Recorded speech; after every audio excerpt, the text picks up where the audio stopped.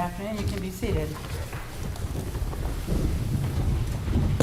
The matter before the court is BCD 23-395, the Village at Ocean's End versus Southwest Harbor Properties. We are being streamed live on the web, both by video and by audio. I see counsel are present. I'm going to ask that you stand and introduce yourself for the record, together with the party that you represent, starting with the appellant. Thank you. Russell Kelm, representing the plaintiff appellant, Village at Ocean's End Condominium Association. Good afternoon, Your Honor. Michael Traister, representing the appellees, along with my colleague Nicholas Bernate. Thank you. Counsel, if you're ready to proceed, we'd be happy to hear your argument. Mr. Kelm. Thank you, Your Honor. Madam Chief Justice, Associate Justices, may it please the court. This is a case about condominium rights and condominium owner rights under Maine law. This is a 20-acre, little less than 20-acre development in Southwest Harbor, built on a hillside overlooking the harbor and the Atlantic Ocean. A spectacular piece of real estate. There are 10 freestanding homes with the ability to build 40 ultimately on the property. The original developer of the property in 2009, his family lived on this land since 1760 on a grant from the Queen. He created a condominium in 2009, started development work, but because of the economic climate for real estate following the 2008 recession, the bank took a deed in lieu of foreclosure in 2012. Before that deed in foreclosure was done, he transferred the shoreline property to the condominium as common element land. The property sat for about 8 months, and 3 brothers from Portland formed a company called Southwest Harbor Properties and bought the development rights to this property for about half the amount of the bank loan that had already been expended. The original loan was $4 million. The original developer spent $3.5 million. They bought it for $1.8 million. First thing they did was transfer the shoreline property to their own private company and then lease it back to the condominium association for 99 years for a total of $5 million in rent. So they paid $1.8 million for the property, and they expected through this scheme to more than pay for the original purchase price. What they didn't do is comply with the Maine Condominium Act. So condominiums in Maine are controlled by an act that was adopted by the legislature in 1981, one of 17 states that has a condominium act. And the act is designed as a consumer bill of rights to protect homeowners from just this kind of activity. Mr. Kelm, as I see that the green light is on, do you agree that the declaration allowed the declarant to add or withdraw the land? I understand there's a separate part of my question I'm going to get to. Allows them to acquire land, or to remove land, but not to remove common elements. And the declaration can't conflict with the condominium. Well, how are you distinguishing between land and common elements? I mean, this was land that was removed. They could contribute land to the condominium and make it, designate that it was not a common element, but the Condominium Act defines there's 2 types of property in a condominium. There's units, and everything else is a common element. In this particular development... So all land is a common element? I'm sorry? So you're saying all land is still a common element, except for the land literally underneath the unit? Exactly. Okay.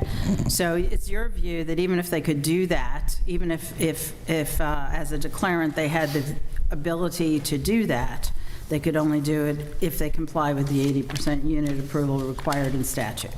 Correct, which requires 80% homeowner approval. And the declaration requires 100% homeowner approval. And they never got that. Counsel, could I ask you to clarify? What's on appeal before us is an appeal from the trial judge's order on a partial summary judgment. Correct. And it's count 1, correct? Right.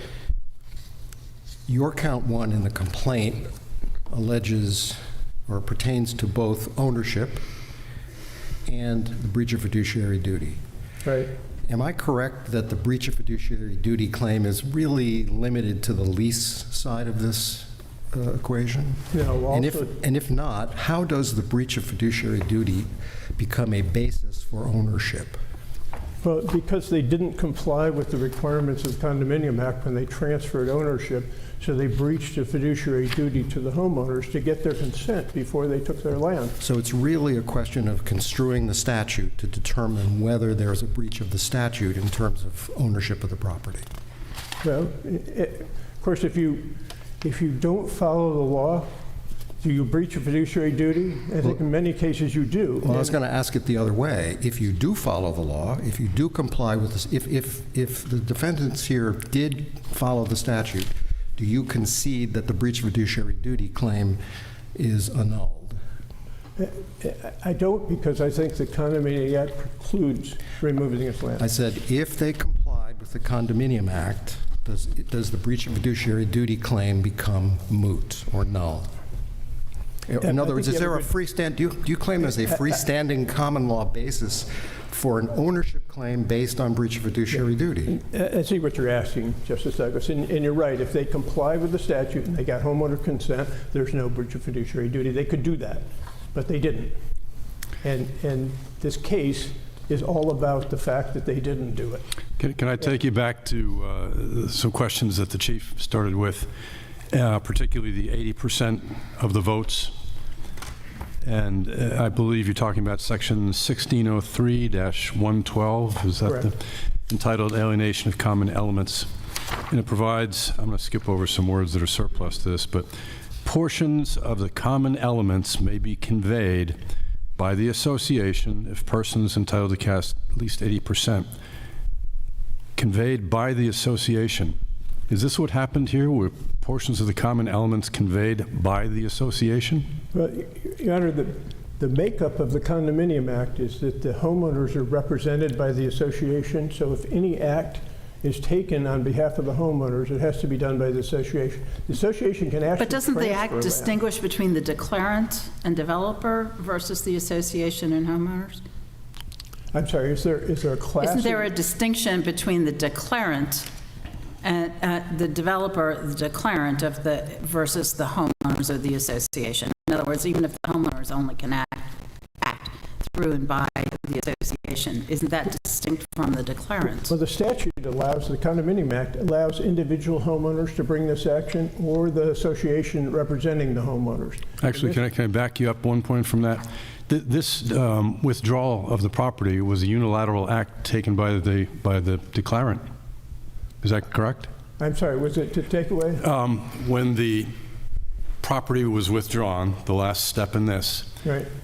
that withdrawal was a unilateral act undertaken by the then declarant. Correct. It was not a conveyance by the association. Well, they controlled the association at the time. So They did, but they didn't use the association to make the so withdrawal. they tried to use development rights of the developers to take the land.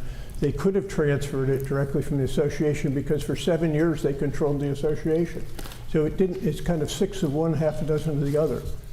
So they could have done that, but I guess what I'm having trouble understanding is the declarant has the prerogative of adding or withdrawing property. Declarant withdrew it, and the association wasn't remotely involved in that transaction. The problem with doing that and with your argument is that the Condominium Act doesn't allow the withdrawal of common elements, only property. This was a common element of the Well, so I know you keep saying that, and I'm trying to understand the distinction. In other words, when I look at the declaration, and I'm specifically looking at appendix page 209, or 208 to 209, it talks about the declarant reserving the right to convert units into common elements, to convert common elements into unit, to add land to the condominium or to withdraw land from the condominium, et cetera. And it seems to me there's a distinction between common elements and land, certainly in this declaration, and there seems to be a distinction in the Condominium Act as well. And I'm trying to understand, I mean, you can't withdraw land that's underneath a unit. That can't, as a practical matter, I don't know how you could do that. So it's got to be referring to land other than the land that is actually under a unit. The drafters are very specific in the Condominium Act. You could add land and common elements, but you can only withdraw land, not common elements, without compliance with Section 112. Okay, so when you can withdraw land without common elements, you can't be withdrawing the land that's underneath. Without homeowner approval. Where That's in what I'm the, talking about. You know, in a condominium, you own your own unit, but we all own all the common land around the units. So And that's- even that's our underneath your property. unit, you own the common land? Is that common land also? The unit owners own all of the land? common elements, other than the units. Okay. I thought you were in this instance where there's single-family homes, I thought you were exempting the land underneath the units. Well, you own the postage stamp under your house and 10 feet limited common element out. Okay. But everything else around your house is common elements, owned by all the unit owners in common. So you're saying that when both the Act and this declaration distinguishes between common elements and land, the land that the developer can or the declarant can withdraw from the development is the land, let me finish my question first. Sure. Is the postage stamp land under your unit because that's the only thing that would be land and not a common element? It's a unit. There's two definitions of land in a condominium in the Act. One is units, and everything else is a common element. that's right. So if a developer or a declarant is allowed to add real estate to the condominium, there's no separate third category for real estate. It becomes common element. There can be, Your Honor. Well, there isn't here, though, is there? So there's actually some case law where the developer In put this in land Act- that wasn't a common element. In this Act, though, doesn't the statute say there's basically two components to a condominium? There's a unit and there's common elements. Right. Okay. So as the declarant, if the declarant puts back, as was done here, real estate in 2013 or 2012, whenever it was, doesn't the status of that conveyance or that land depend upon the terms of the conveyance? So if It it's does. subject to some reservation, or if it's defeasible, It it does. becomes part of the common element, but it also has contingencies attached to it, does it not? Actually, when this shoreline was added to the condominium 2 years after it started, it was added as a common element. So they specified it as a common element. It was added as a special You could add that land just element. as land. Yes, but it was added under certain conditions, including all rights reserved in the declaration, Right. which gave the declarant the right to withdraw it again under the declaration. Well, you could, only if the Condominium Act allowed you to do that. Correct, yes, I And the agree. Condominium Act overrules being able to transfer that without unit owner consent. You can only transfer or take out what you have. And if I put something in with reservations in it, Then you those can take it out. reservations, I can take it out. Right. And that's exactly what happened. And there's a bunch of case law where they do that, actually, where they don't put it in as common element and they take it out. So, Thank you, counsel. okay. Mr. Traister? Thank you, Your Honor. Good afternoon, members of the court. Again, my name is Michael Traister. I represent the Appellees, and I'd just like to start by noting that my clients, Jerry and Jeff Howland, are with me today in the courtroom. Quite frankly, we feel that our brief is comprehensive and fully and clearly articulates a police position in this matter. But I nonetheless like to take the opportunity to emphasize a few points of importance. Number one, I'd like to clarify and emphasize what is not before the court. And what is not before the court is any claim of any kind for any money, damages, costs, attorney fees, torts, breach of fiduciary duty, or anything else other than the narrow, limited question of whether the exercise by Southwest Harbor Properties of its statutorily granted right to withdraw the shorefront parcel was valid. That was the ruling on the partial summary judgment entered in Southwest Harbor Properties' favor by Justice McKeon, and all other claims, as we've explained in our brief, were fully and conclusively settled, resolved, and released. So the only question for the court is the question of the withdrawal. There are no issues before this court, for example, as to anything that happened with the property after the withdrawal, including the lease for the shorefront, the lease back to the association. There are no issues for the court to resolve on any of those matters. With respect to the law, we think that this is, frankly, a relatively straightforward and easy case for the court to resolve. And I would note that in our research, the case law is relatively sparse around the country as to withdrawal rights. And we would suggest to the court that's because this right has existed pursuant to the Model Act for decades and is regularly employed by developers across the country. It has essentially been a non-controversial area. Well, is the issue here really dependent upon whether the developer reserved the rights as opposed to the generic question of when you need 80% of the association to okay a withdrawal of a common element? Yes, Your Honor, that's 100% correct. The question, clearly, a declarant, a developer must comply with the terms of the Maine Condominium Act, and that act requires that development rights be identified and expressly reserved in a declaration, which in turn must both be recorded in the Registry of Deeds and included in the public offering statement that is provided to all prospective purchasers.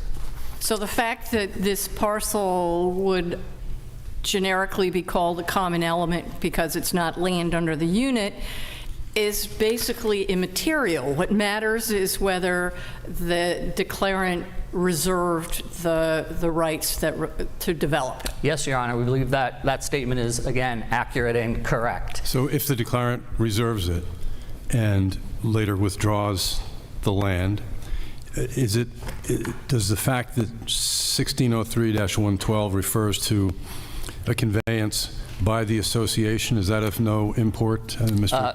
Well, I think as the court understands, our position is that that statute, Section 112, simply is inapplicable. It does not apply to the exercise of a declarant's development rights specifically granted and reserved by statute. And this would be a transaction that was by the declarant and not by the association, even though, as Mr. Kelm points out, they really were one and the same. Yes, Your Honor.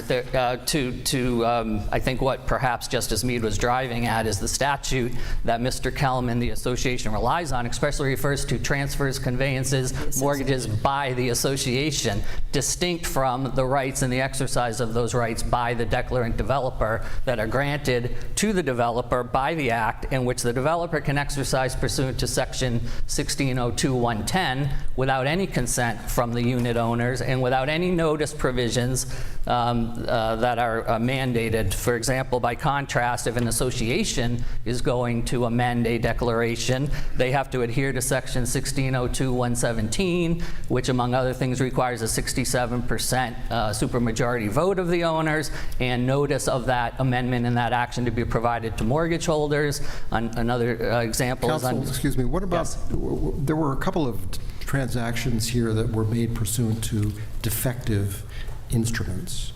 Of what significance is that? No significance, Your Honor. Essentially what happened is in September of 2013, the declarant, Southwest Harbor Properties, exercised its development right to withdraw the shorefront parcel pursuant to the Fifth Amendment to the declaration. That amendment had a Scrivener's error contained in the first line of it on page 1, in that it referred to the original developer entity, not to Southwest Harbor Properties. However, the signature block and the notarization and the actual signature on the Fifth Amendment was in fact accurate and identified Southwest Harbor Properties as the declarant exercising the right. In addition, so is it your position on that point that there did not need to be a revised Fifth Amendment filed?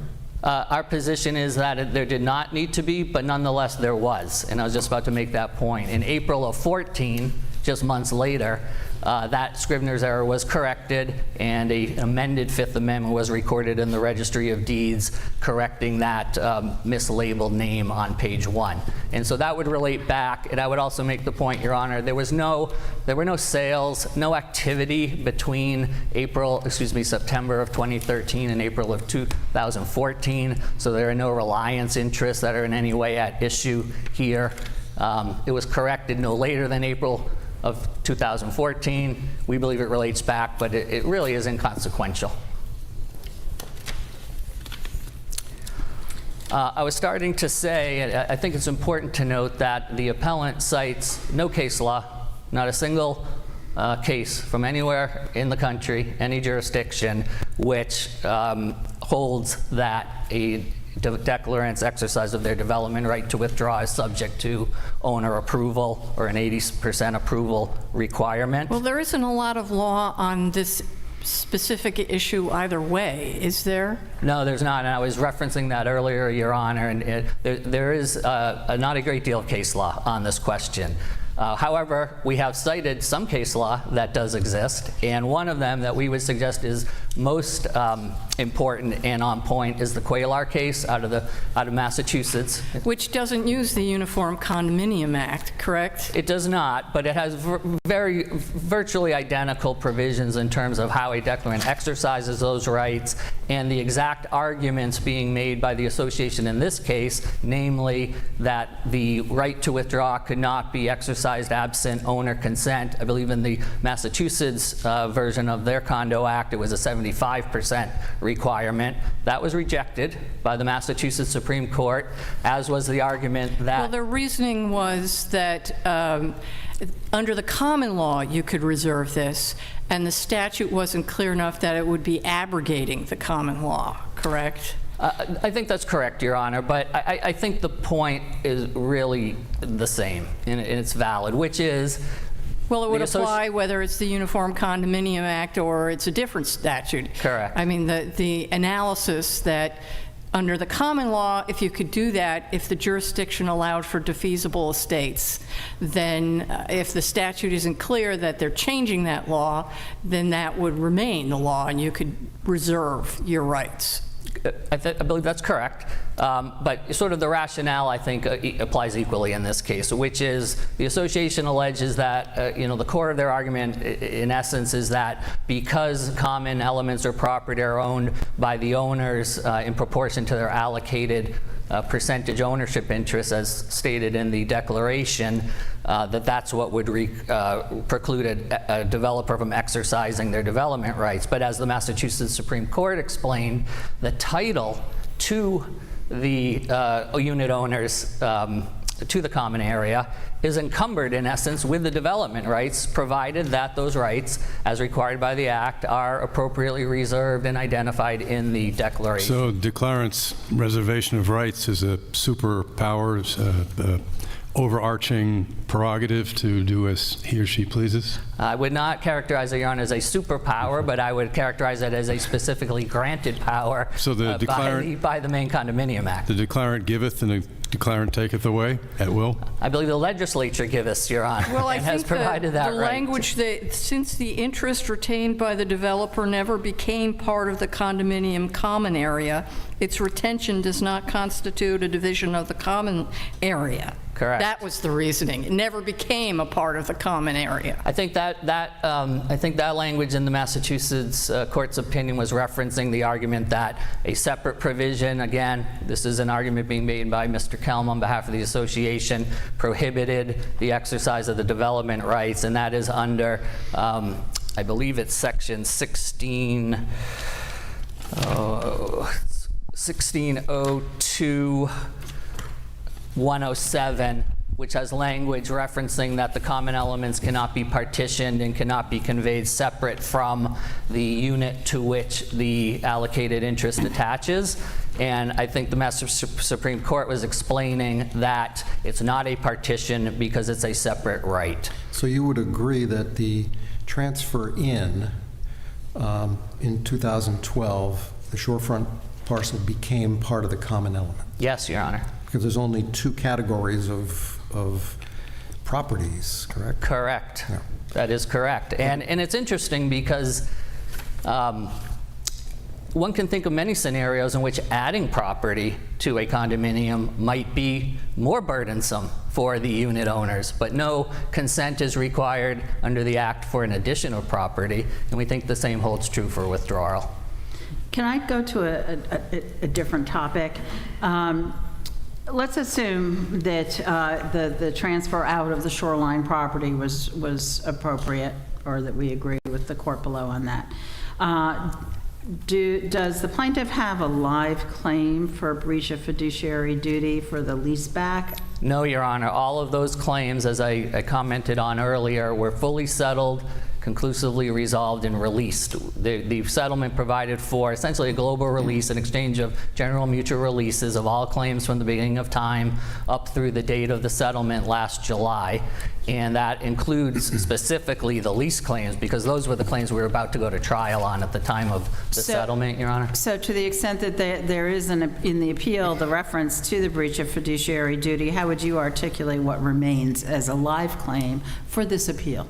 The only claim that remains on this appeal as a live claim is the simple and narrow limited question of, was the exercise of the development right to withdraw the shorefront parcel valid and lawful? And that any breach of fiduciary has to follow from it being declared unlawful? No, Your Honor, I actually would disagree that there's any ability to recover or to assert a breach of fiduciary duty claim on this appeal. And I would also note, Your Honor, we actually disagree there's even a fiduciary duty that attaches to the exercise. I of understand all development that. rights. I'm just trying to make sure I understood your articulation of what you think is live on appeal. Thank you, Your Honor. So the breach of fiduciary duty claim pertains, in your view, to the lease situation? It pertains to the lease, but also it was settled. The settlement was of all claims, and that's why Justice McKeon stated specifically on the record that that this would go up on appeal, and if it came back down, there was nothing to do other than perhaps convey the property by deed. Well, this is an extra record inquiry, but where the record leaves off anyway, it seems as if there was no meeting of the minds ultimately on the settlement agreement.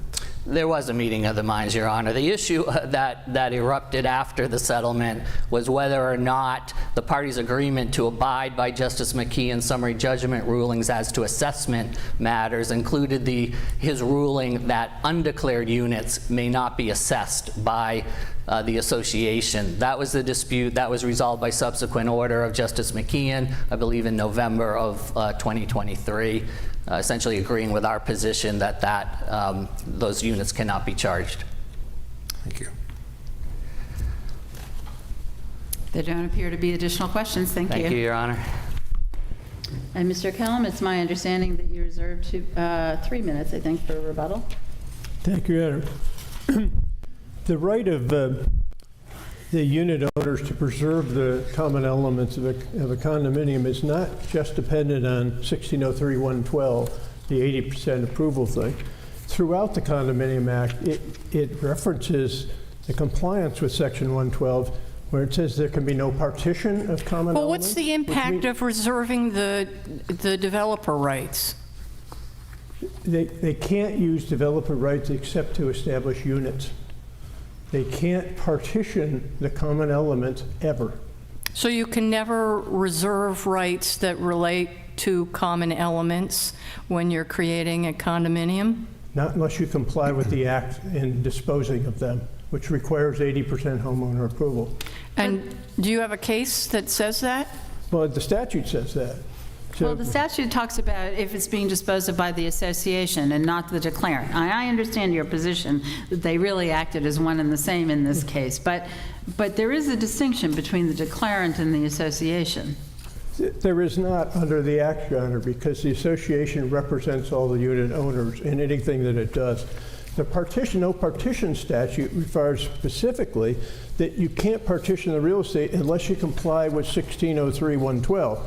There's another provision on termination of the condominium that's in 1602-118G that says that you can't terminate the condominium without 80% homeowner approval. These terminating. declarations, when they're established, they're drawn up by the developers. Counsel, that's terminating the entire condominium. That section pertains to terminating the entire condominium.